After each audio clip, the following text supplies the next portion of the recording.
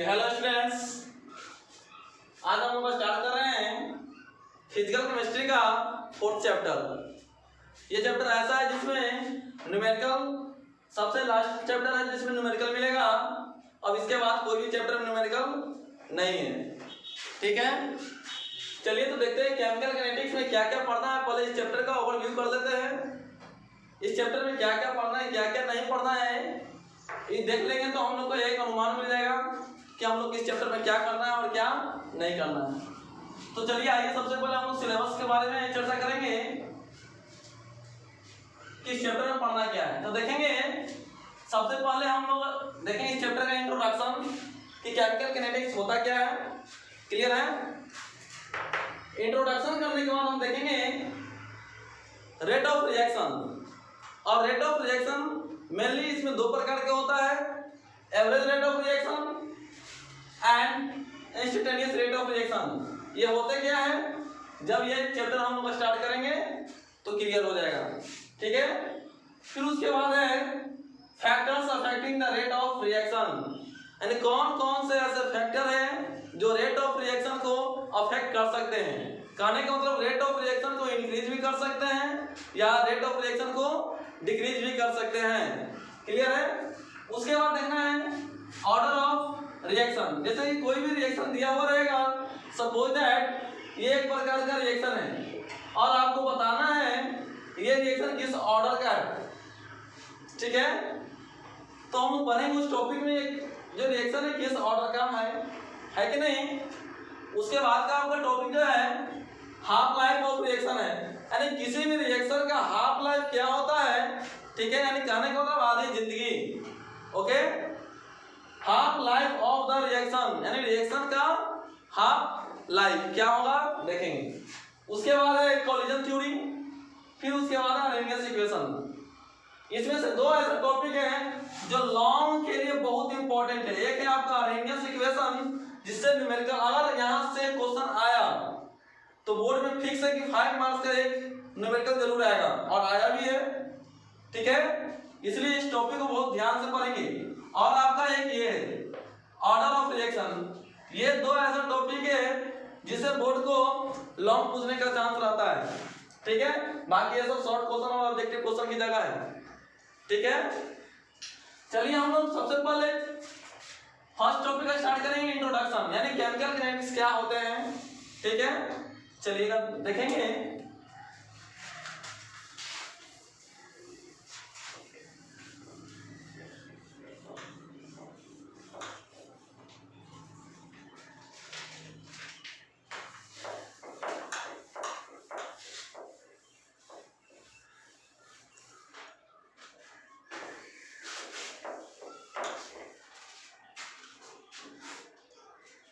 चलिए सबसे पहले हम चैप्टर का इंट्रोडक्शन करते हैं। फर्स्ट टॉपिक है आपका इंट्रोडक्शन, ठीक है। जैसे कि आपका चैप्टर का नाम ही है केमिकल काइनेटिक्स। केमिकल का मतलब क्या होता है, तो यहां पर केमिकल के मतलब है केमिकल रिएक्शन, ओके। और काइनेटिक्स का मतलब क्या, काइनेटिक्स का मतलब होता है स्पीड, ठीक है। और स्पीड को ही हम लोग क्या बोलेंगे, रेट बोलेंगे।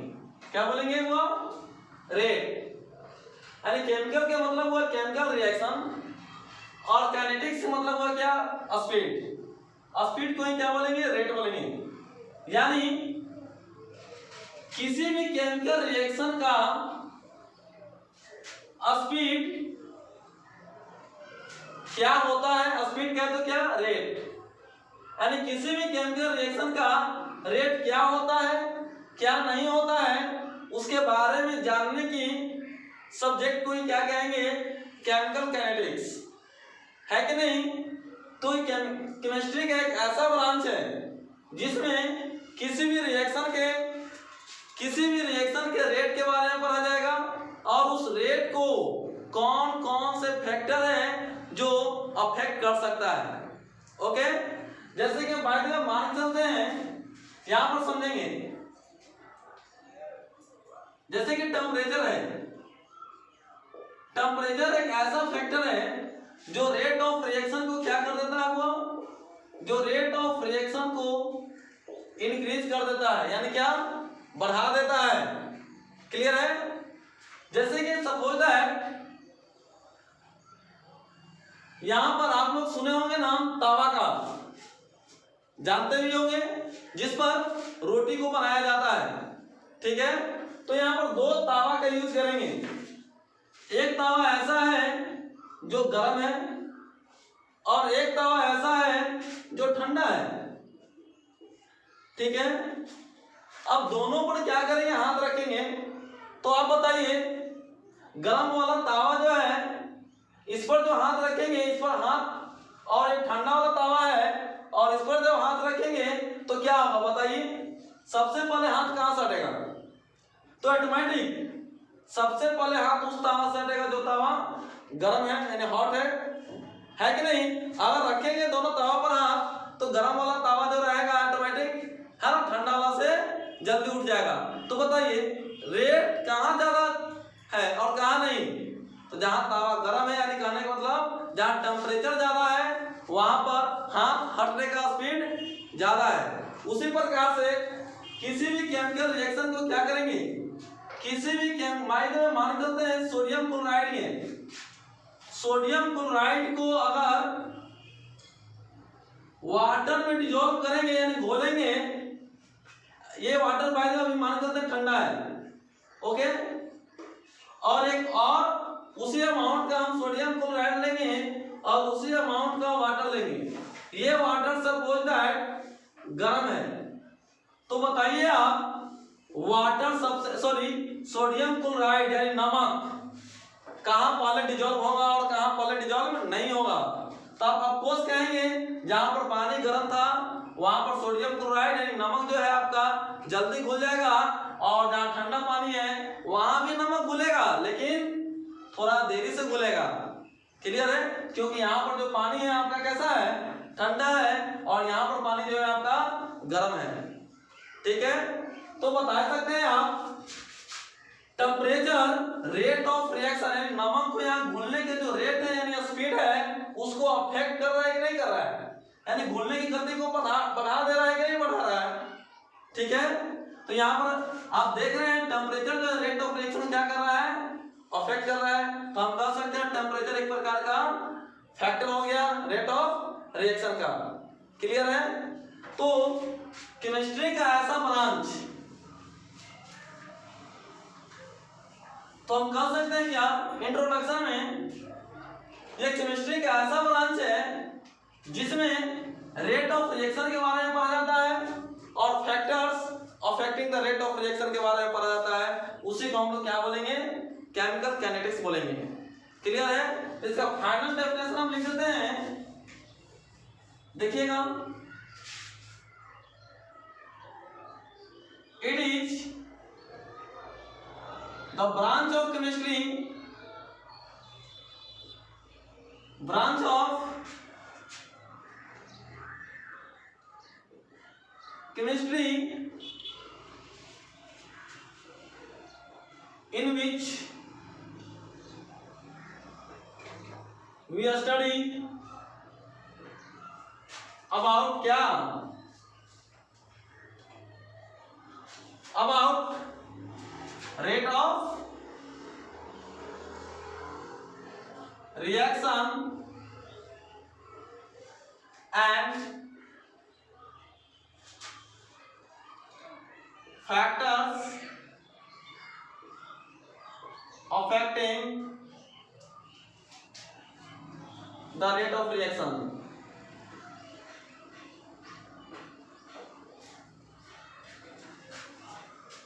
Rate of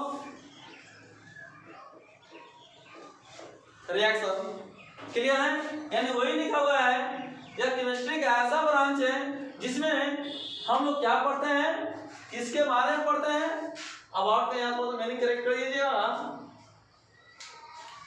अबाउट क्या हुआ, रेट ऑफ रिएक्शन यानी रेट ऑफ रिएक्शन के बारे में पढ़ते हैं, and factors affecting the rate of reaction, और कौन कौन से फैक्टर हैं जो रेट ऑफ रिएक्शन को अफेक्ट करते हैं, इसे हम लोग क्या पढ़ेंगे, वो केमिकल किनेटिक्स में पढ़ते हैं। क्लियर है? चलिए अब क्या होगा, यहां पर आया देखेंगे केमिकल रिएक्शन, यानी केमिकल रिएक्शन में होता क्या है। तो यहां पर ध्यान दीजिएगा, during a chemical reaction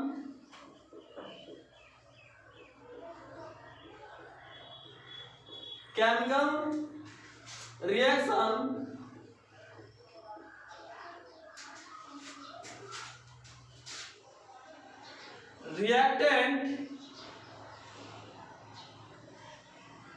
converted into product, यानी केमिकल रिएक्शन में क्या होता है, जो रिएक्टेंट होता है वो किस में कन्वर्ट कर देता है, प्रोडक्ट में कन्वर्ट कर देता है। क्लियर है? रिएक्टेंट क्या है, तो क्या, जैसे कि जो केमिकल रिएक्शन में पार्टिसिपेट करता है उसे कहते हैं रिएक्टेंट, और जो रिएक्शन होने के बाद जो नया पदार्थ का फॉर्मेशन होता है, जो बनता है, उसे क्या कहते हैं, प्रोडक्ट कहते हैं। आप सीधा सीधे याद करेंगे क्या, इन तीन चीज के जो लेफ्ट में लिखा हुआ रहता है उसे कहते हैं रिएक्टेंट, जो राइट में लिखा हुआ रहता है उसे कहते हैं प्रोडक्ट। ठीक है? तो किसी भी केमिकल रिएक्शन के द्रव्यमान क्या होता है, रिएक्टेंट जो होता है किसमें कन्वर्ट कर देता है, प्रोडक्ट में कन्वर्ट कर देता है। जैसे कि हम एक एग्जांपल लेंगे, यहां पर ध्यान दीजिएगा, जैसे कि आप लोग मिल में कभी जाकर के आटा पिसाए होंगे, है ना? क्या पिसाए होंगे? आटा नहीं, आटा नहीं, गेहूं ना पिसाने जाते हैं, है कि नहीं? तो गेहूं पिसाने जाते हैं। बहुत बच्चा बोलता है कि आटा पिसाने जाता है, अरे टमाटर तो आटा पिसाने नहीं जाते हैं, आप गेहूं पिसाने जाते हैं। तो क्या होता है, ऐसा यहाँ पर इंस्ट्रूमेंट बना हुआ रहता है, ऐसा इंस्ट्रूमेंट बना हुआ रहता है, ऊपर से गेहूं डालते हैं, गेहूं इसमें आता है, और यहाँ पर चक्की लगा हुआ है, यहाँ पर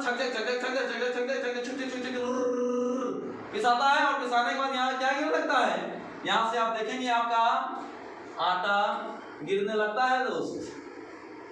ठीक है? तो यहाँ पर डाले क्या, गेहूं, लेकिन निकल रहा है क्या, आटा। गेहूं क्या हो गया आपके लिए, बताइए? गेहूं हो गया आपका रिएक्टेंट, और बताइए आटा क्या हो गया, आटा आपका हो गया प्रोडक्ट। और एक बात और बताइए, क्या ये गेहूं जो डाले हैं अचानक सभी गेहूं आटा में कन्वर्ट कर जाता है क्या? नहीं, आप देखेंगे धीरे धीरे यहाँ से गेहूं खत्म होगा और धीरे धीरे यहाँ आटा बढ़ते जाएगा। यानी कहने का मतलब क्या होता है, कोई भी केमिकल रिएक्शन में रिएक्टेंट जो होता है वो धीरे धीरे घटता है, और प्रोडक्ट जो होता है धीरे धीरे बढ़ता है। समझ में आया? और एक ऐसा समय आता है जिस समय पर वो पूरा रिएक्टेंट खत्म हो जाएगा और प्रोडक्ट अपना पीक पॉइंट पर पहुंच जाएगा। क्लियर है? यानी मैक्सिमम अमाउंट में पहुंच जाएगा, है कि नहीं? अब यहां पर ध्यान दीजिए, अब इसी चीज को यहां पर लिखते हैं, किसी भी केमिकल रिएक्शन में क्या हुआ, रिएक्टेंट जो होगा किस में कन्वर्ट किया, प्रोडक्ट में। ठीक है? जो रिएक्टेंट का कंसंट्रेशन होगा वो ग्रेजुअली, यानी धीरे धीरे क्या करेगा, डिक्रीज करेगा, यानी घटेगा। तो वही यहां पर लिखते हैं, the concentration of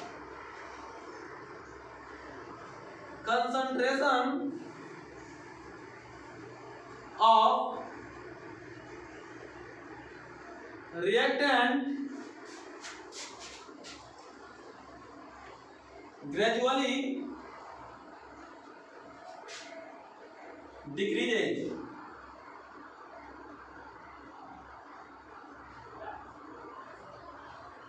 and the concentration of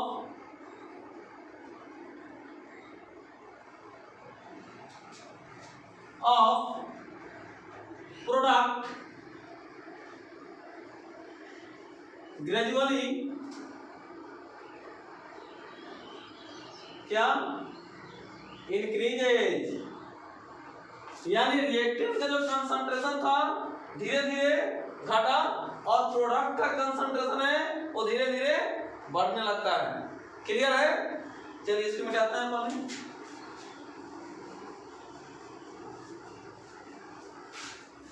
अब जैसे कि यहाँ पर आप गेहूं डाले हैं, गेहूं के अमाउंट को तो किलो में नाप के बताते हैं क्या? यहाँ पर केमिकल डालेंगे उसको किलो में नाप करके बताएंगे क्या?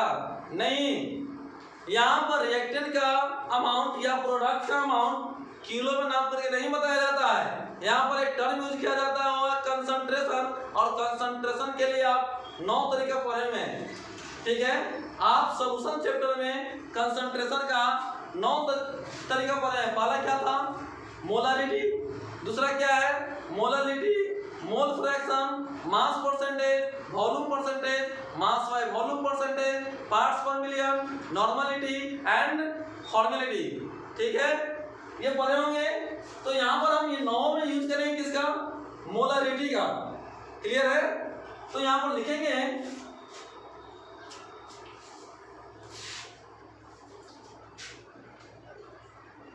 The concentration of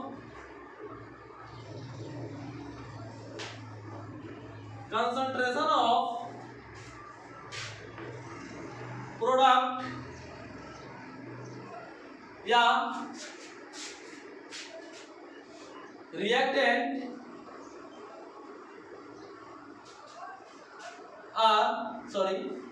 is expressed in terms of, किस टर्म्स में एक्सप्रेस करेंगे? Terms of molarity. किसमें? मोलैरिटी के टर्म्स में यहाँ पर हम प्रोडक्ट का कंसंट्रेशन और रिएक्टेंट के कंसंट्रेशन को एक्सप्रेस करेंगे, ठीक है? अब रही बात मोलैरिटी को कैसे यहाँ पर रिप्रेजेंट किया जाएगा। क्लियर है? तो लिखते हैं the molar concentration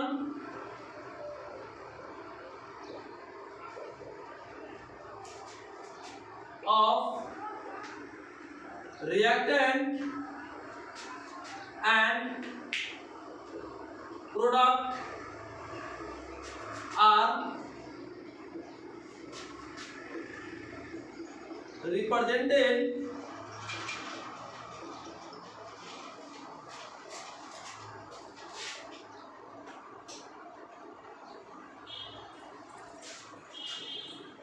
in square bracket. Molar concentration को किस टर्म में रिप्रेजेंट करेंगे? तो स्क्वायर ब्रैकेट में। स्क्वायर ब्रैकेट आप जानते होंगे, ये बड़ी वाली ब्रैकेट को कहते हैं क्या? स्क्वायर ब्रैकेट कहा जाता है। क्लियर है? अब मोलर कंसंट्रेशन को हम एक और नाम यहाँ पर देंगे, एक्टिव मास ऑफ प्रोडक्ट या active mass of reactant. Clear है? मोलर कंसंट्रेशन ऑफ रिएक्टेंट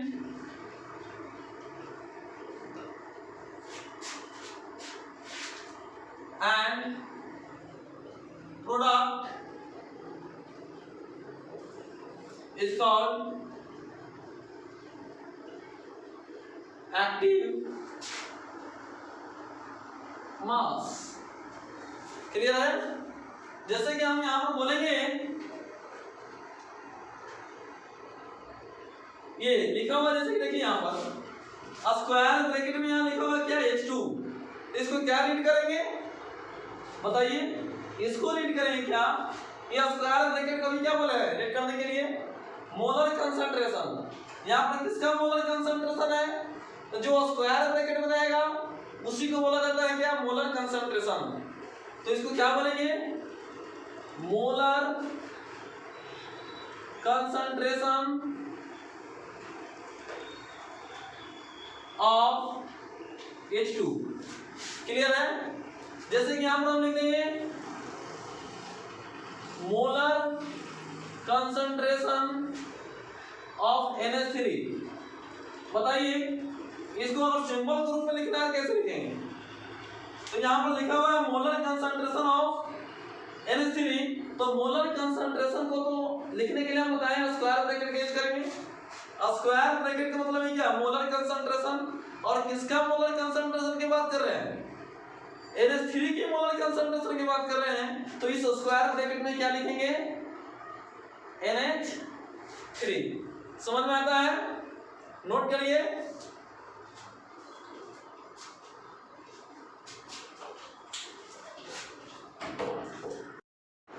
चलिए स्टूडेंट्स, अब हम लोग देखते हैं क्या, रेट ऑफ रिएक्शन।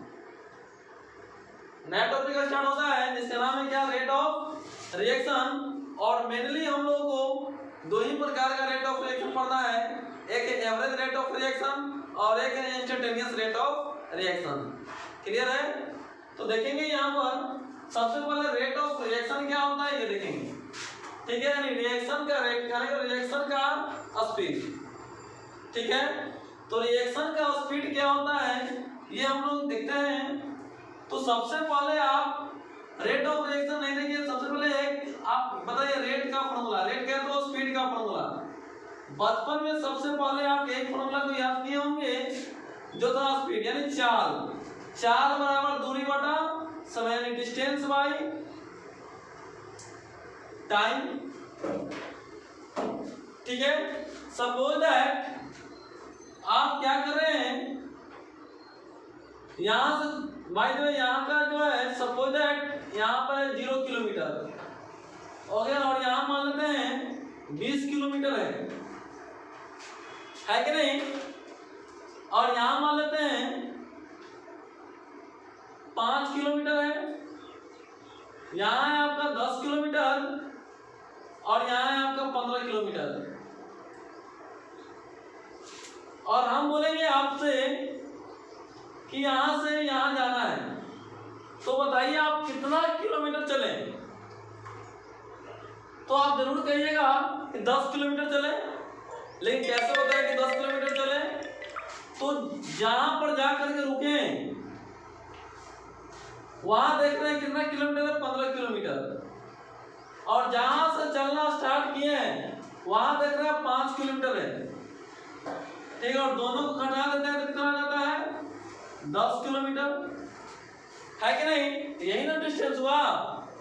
उसी प्रकार से डिस्टेंस और एक टाइम, सपोज दैट आप यहाँ पर थे 7:0 में और यहाँ पर आप चले गए 7:30 में, तो बताइए तो यहाँ से वहां जाने में कितना टाइम ले रहे हैं, तो आप जरूर कहेंगे आधा घंटा का।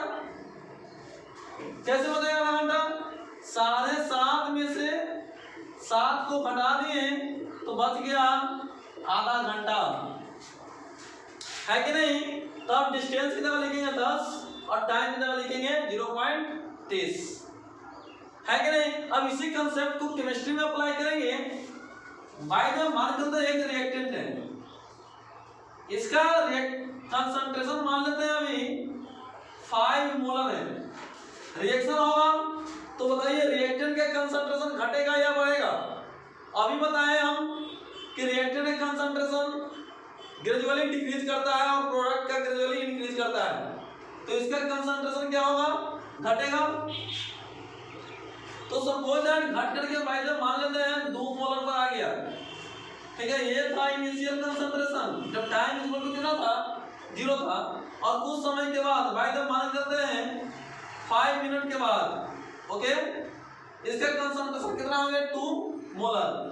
और बताइए शुरू में प्रोडक्ट का कंसंट्रेशन कितना होगा, 0।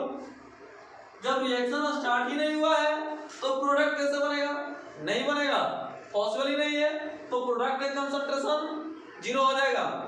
अब यहाँ पर 5 मिनट के बाद देख रहे हैं क्या, रिएक्टेंट का कंसंट्रेशन कितना हो गया, 2 मोलर, और प्रोडक्ट का कंसंट्रेशन 3 मोलर, यानी प्रोडक्ट का कंसंट्रेशन बढ़ता है और रिएक्टेंट का कंसंट्रेशन घटता है।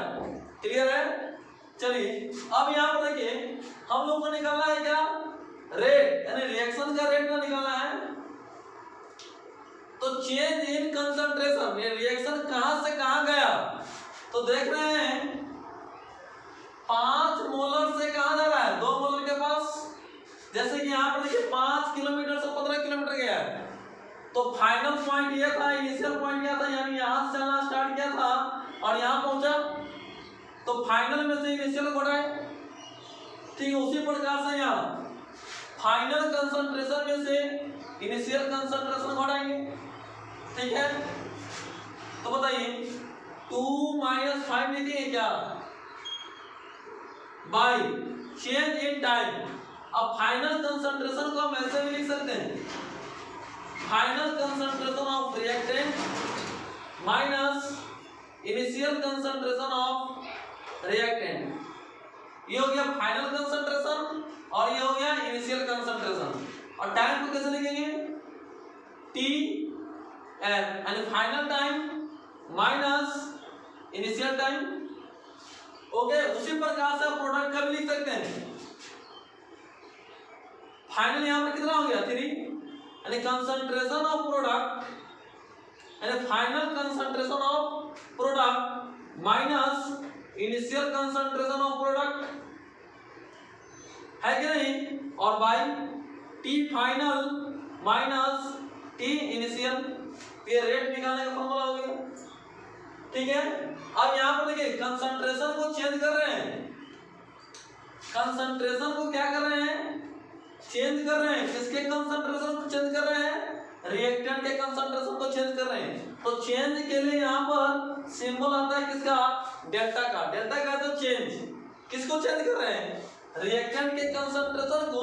तो लिखिए रिएक्टेंट के कंसंट्रेशन, रिएक्टेंट के कंसंट्रेशन को चेंज कर दिए। ठीक है, क्या रीड करेंगे, change in concentration of reactant upon, फिर यहाँ पर देखिए टाइम को भी चेंज किया जा रहा है, तो change in time, change in time, तो चेंज के लिए साइन क्या था, डेल्टा, और किसको चेंज कर रहे हैं, टाइम को, तो टी, डेल्टा टी। अब मजे की बात यहाँ ये है स्टूडेंट्स कि कंसंट्रेशन, यहाँ पर देखिए change in concentration of reactant का जो वैल्यू आएगा वो निगेटिव होगा। क्यों, क्योंकि कंसंट्रेशन का जो फाइनल, यहाँ पर ध्यान दीजिएगा, रिएक्टेंट का जो फाइनल कंसंट्रेशन होगा, रिएक्टेंट का फाइनल जो कंसंट्रेशन होगा वो कम होता है। जैसे कि आप यहाँ देखिए फाइनल कंसंट्रेशन 2 था और इनिशियल कंसंट्रेशन 5 था, तो फाइनल कंसंट्रेशन कम होता है और इनिशियल कंसंट्रेशन ज्यादा होता है। तो फाइनल कंसंट्रेशन 2 था और इनिशियल कंसंट्रेशन 5 है, तो 2 में से 5 को घटाएंगे तो -3 बोलेंगे। यानी रिएक्टेंट का चेंज इन जो कंसंट्रेशन होता है वो निगेटिव आता है, यानी कम में से ज्यादा को घटाएंगे तो निगेटिव साइन आएगा या नहीं आएगा, तो minus delta R by delta T. अब उसी प्रकार से प्रोडक्ट को भी लिखेंगे, change in concentration of product by change in time. Clear है। अब यहां पर ध्यान दीजिएगा, यहां पर नेगेटिव साइन नहीं होगा। क्यों, क्योंकि इसका फाइनल कंसंट्रेशन होगा वो ज्यादा होगा और इनिशियल कंसंट्रेशन कम होगा। प्रोडक्ट का कंसंट्रेशन बढ़ता है और रिएक्टेंट का कंसंट्रेशन घटता है, इसलिए यहाँ पॉजिटिव साइन होगा और यहाँ पर निगेटिव साइन होगा। तब दोनों जाकर क्या होगा, इक्वल हो जाएगा। जैसे कि यहाँ पर देख सकते हैं आप, रिएक्टेंट कंसंट्रेशन कितना है, चेंज इन कंसंट्रेशन -3 और चेंज इन टाइम कितना है, 5 में से 0 घटाएंगे तो 5। ठीक है, अब प्रोडक्ट के देखेंगे तो 3 में से 0 घटाएंगे तो 3 और टी फाइनल 5 में से 0 घटाएंगे तो 5, तो 5 हो गया 3/5। यहाँ पर -3/5 और यहाँ पर +3/5 आया नहीं आया। तो अगर change in concentration of reactant में माइनस से मल्टीप्लाई कर देंगे तो +3/5 आएगा। माइनस से मल्टीप्लाई इसलिए किया जा रहा है कि रेट कभी निगेटिव नहीं हो सकता है, कभी स्पीड निगेटिव होता है क्या। जैसे कि आप मान लेते हैं एक्टिवा से जा रहे हैं, कोई सामने बैठा गया रोड पर, अचानक ब्रेक लेंगे, जब ब्रेक लेंगे तो क्या आपका एक्टिवा जो रिवर्स में आएगा क्या, नहीं आएगा। ठीक है, यानी स्पीड कभी निगेटिव नहीं हो सकता है, स्पीड हमेशा पॉजिटिव ही रहता है। क्लियर है। तो जब स्पीड पॉजिटिव रहता है, रेट ऑफ रिएक्शन जब पॉजिटिव रहता है तो यह निगेटिव वैल्यू आ रहा था। अब निगेटिव को पॉजिटिव बनाना है तो क्या करेंगे, माइनस से मल्टीप्लाई। क्लियर है। तो माइनस से मल्टीप्लाई कर देंगे तो यहाँ 3/5 एंड माइनस से मल्टीप्लाई करने के बाद देखेंगे प्रोडक्ट या रिएक्टेंट को भी कंसीडर करेंगे तो इक्वल आएगा। यहाँ पर भी 3/5 और यहाँ पर भी 3/5, यानी रिएक्टेंट से भी यहाँ पर निकाल सकते हैं आप रेट और प्रोडक्ट के कंसंट्रेशन से भी निकाल सकते हैं रेट, लेकिन अगर रिएक्टेंट से निकालेंगे तो माइनस से मल्टीप्लाई करना होगा। क्लियर है? चलिएगा अब इसी को हम लिखते हैं सिस्टमैटिक तरीका से।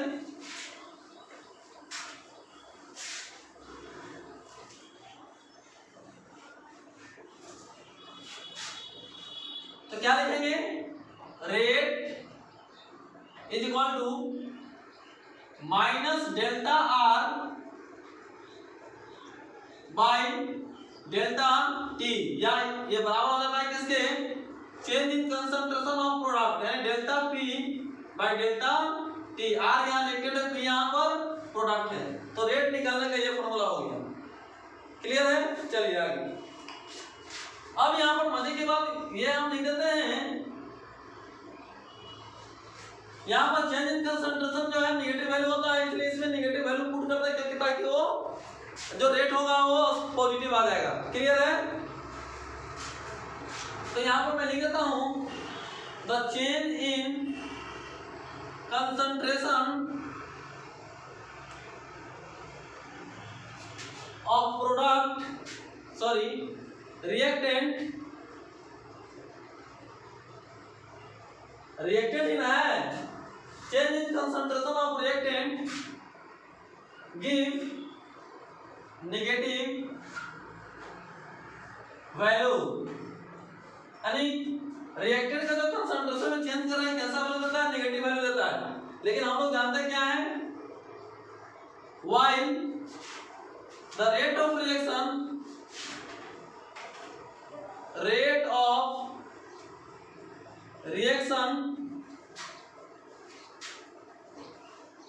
always भी क्या? पॉजिटिव। और हम लोग जानते हैं कि रेट ऑफ रिएक्शन हमेशा पॉजिटिव होता है, इसीलिए therefore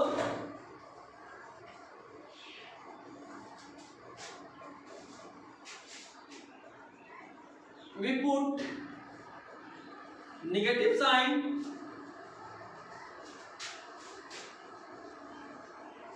in change of concentration of reactant if we consider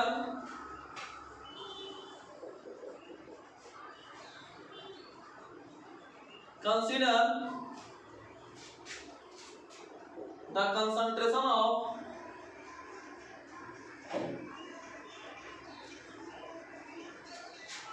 reactant to determine क्या?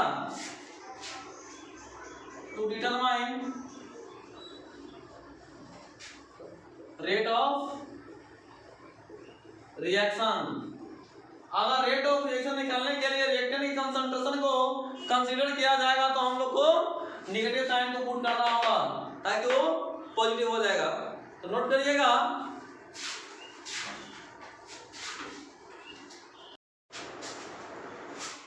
चलिए स्टूडेंट्स अब हम देखेंगे क्या types of rate of reaction.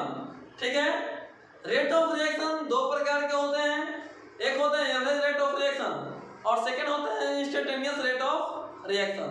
तो सबसे पहले हम फर्स्ट पढ़ेंगे एवरेज रेट ऑफ रिएक्शन। ये होता क्या है?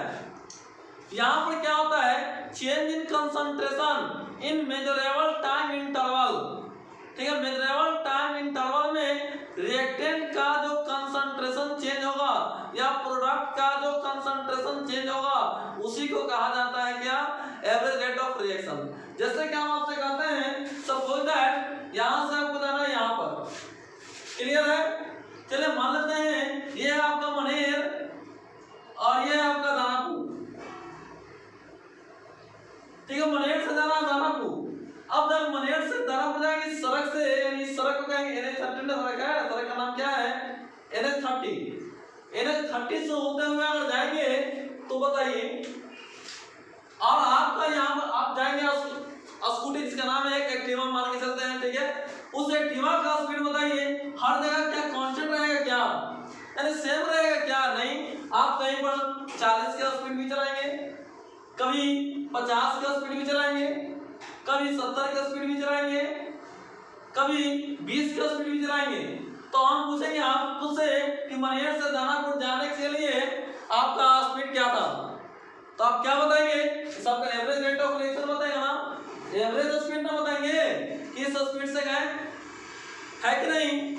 उसी प्रकार से होता है क्या, सपोज आप यहाँ पर निकले थे 8 बजे और पहुंच रहे हैं दानापुर 9 बजे, है ना, तो टाइम यहाँ पर ध्यान दीजिएगा, डेल्टा टी का वैल्यू क्या होगा, फाइनल माइनस इनिशियल,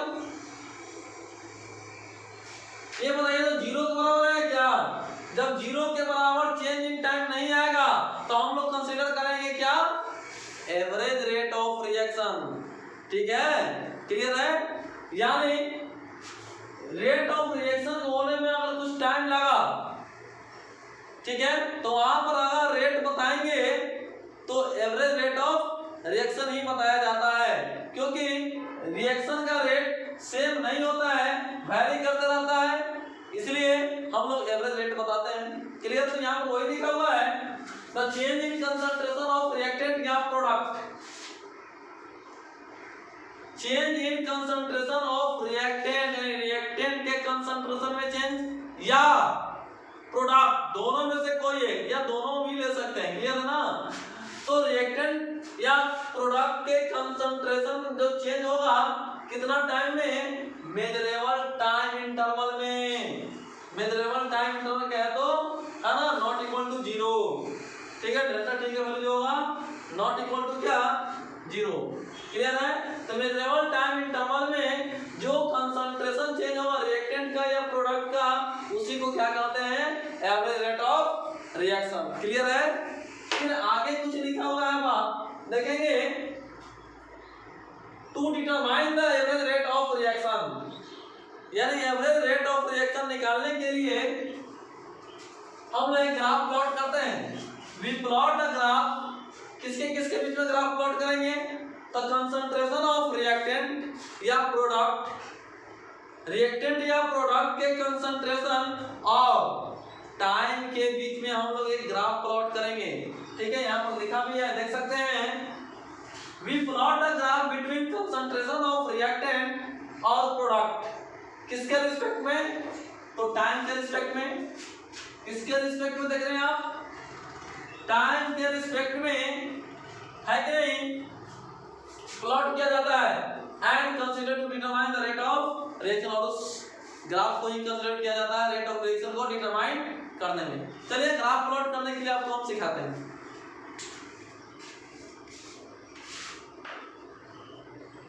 यहाँ पर देखिए, हम इसको रब करते हैं,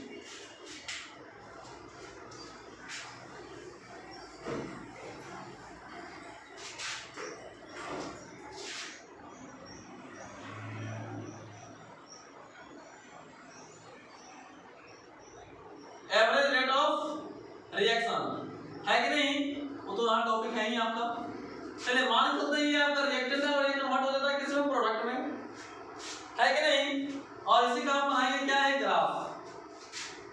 चलिए y एक्सिस है और ये x एक्सिस है, y एक्सिस पर आएगा रिएक्टेंट का कंसंट्रेशन या प्रोडक्ट का कंसंट्रेशन, पर दोनों में से कोई एक ही नहीं, जबकि हम यहाँ पर रिएक्टेंट का कंसंट्रेशन ले लेते हैं y एक्सिस पर, और x एक्सिस पर टाइम को कंसीडर करेंगे, ठीक है।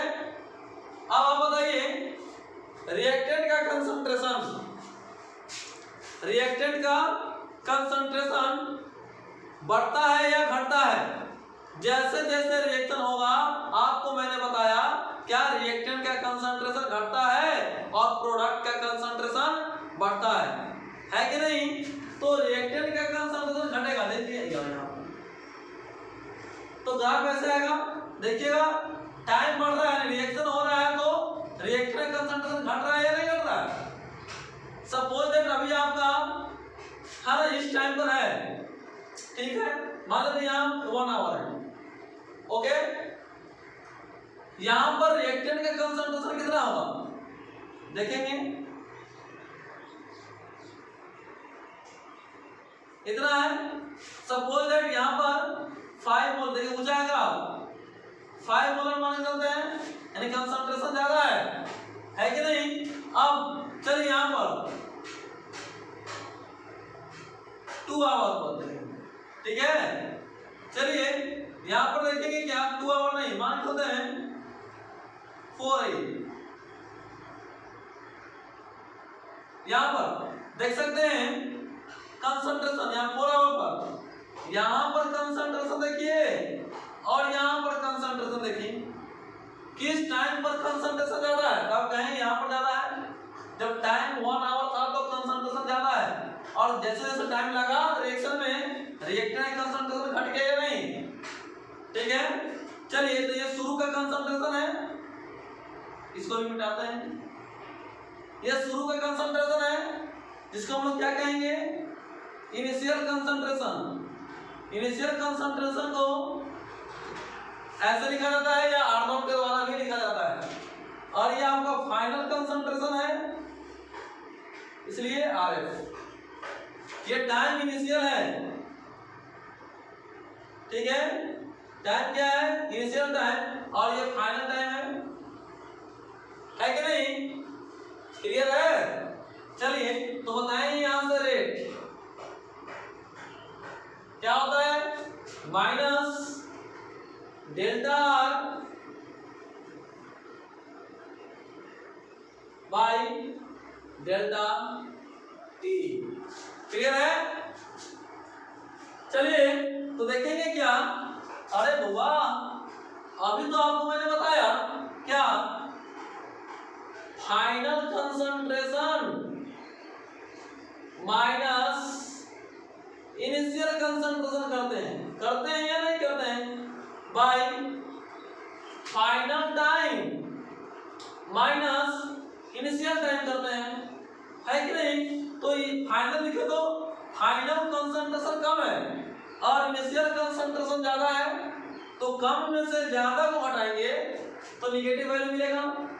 निगेटिव चेंज कर रहे हैं तो डेल्टा, किसको चेंज कर रहे हैं तो concentration of reactant by time, यहाँ final time minus initial time, ज्यादा में से कम हटाएंगे तो यहाँ पर चेंज इन टाइम तो पॉजिटिव में ही आएगा। तो देख सकते हैं minus delta R by delta T आएगा, यही तो मैंने लिखा था, यही तो मैंने लिखा था, अभी समझ में आता है। चलिए ये तो हम ग्राफ प्लॉट कर रहे हैं किसके बीच में, रिएक्टेंट के कंसंट्रेशन लिया है, हो सकता है आपका प्रोडक्ट का कंसंट्रेशन लेना हो तो प्रोडक्ट के कंसंट्रेशन को लेते हुए एक और ग्राफ बनाएंगे, ठीक है। प्रोडक्ट के कंसंट्रेशन को रखेंगे कहां पर, y एक्सिस पर, और टाइम को रखना है, क्लियर है।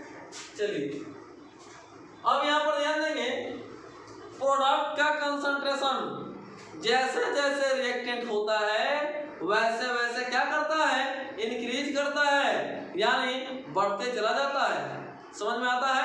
चलिए आगे, तो प्रोडक्ट के कंसंट्रेशन यहां पर ध्यान दीजिएगा, तो प्रोडक्ट के कंसंट्रेशन का ग्राफ कैसे बनेगा, ऐसे बनेगा या नहीं बनेगा, है कि नहीं। देखिए बढ़ रहा है या नहीं बढ़ रहा है, बढ़ रहा है ना। चलिए सपोज दैट हम इस टाइम के यहाँ पर इनिशियल टाइम ले लेते हैं, यहाँ पर देखेंगे कंसंट्रेशन कितना है, इतना कंसंट्रेशन है अभी प्रोडक्ट का, प्रोडक्ट करना है बात, तो प्रोडक्ट का कंसंट्रेशन लिखेंगे, इनिशियल कंसंट्रेशन आर नॉट लिखिए या आर आई लिखिए, क्लियर है। ये इनिशियल टाइम है, और यहां पर बात करते हैं ये फाइनल टाइम मान लेते हैं,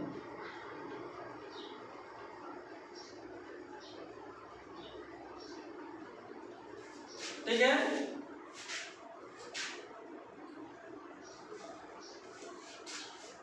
चलिए देखेंगे यहां पर कंसंट्रेशन जो होगा प्रोडक्ट का फाइनल कंसंट्रेशन होगा, क्योंकि फाइनल टाइम है, ठीक है। यहां तक समझ में आता है।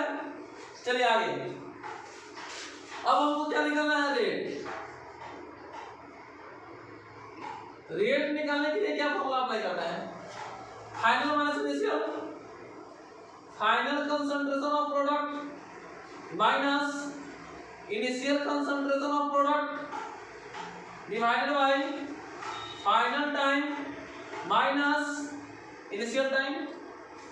तो बता दीजिए क्या आ जाएगा, फाइनल कंसंट्रेशन और इनिशियल कंसंट्रेशन, फाइनल में से इनिशियल घटा रहे हैं, देखिए फाइनल ज्यादा है और इनिशियल कम है, प्रोडक्ट का फाइनल कंसंट्रेशन कम होता है, इनिशियल कंसंट्रेशन ज्यादा होता है, क्योंकि जैसे जैसे टाइम बढ़ता है कंसंट्रेशन बढ़ते चला जाता है। क्लियर है?